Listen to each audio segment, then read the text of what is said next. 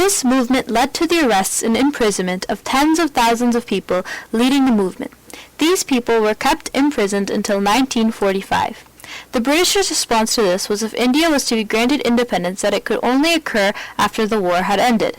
When the war had finally ended, it had taken a great economic toll on Britain.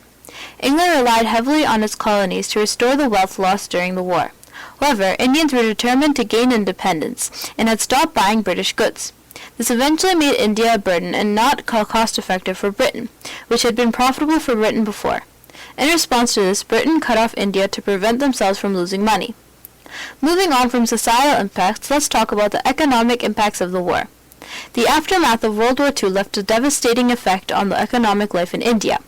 Wars can be expensive since the army needs things like machinery, equipment, food, water, and clothes, which all need to be paid for. At first, all of these British expenses were being financed by the revenue India made. However, in 1939 to 1940, India agreed with Britain to split the cost of war between the two countries. Another economic problem that came after the war was a food crisis. The crisis had originally started while the war was happening and continued well after the war had finished.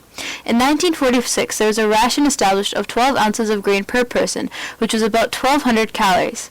This little amount of food left people malnourished and weak.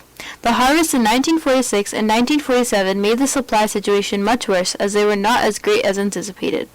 Later on, the control over food distribution was later eliminated, creating a laissez-faire system for food and economic policy.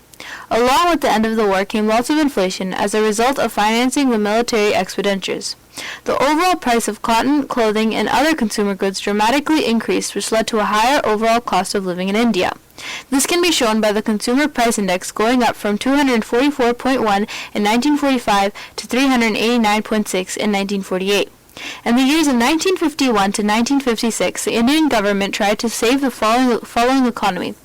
This eventually resulted in growth rates and a shift in India's economy, which is a step forward from the dying economy from the war. In conclusion, British India involvement in World War II was a significant point in history for the country. It played an important role in helping India establish its own identity, separate from England, and was a catalyst for the independent India we see today. This war, while heavily taxing on the economy, provided many moments of pride and produced many heroes, which will not be forgotten as this historic time is studied in the future.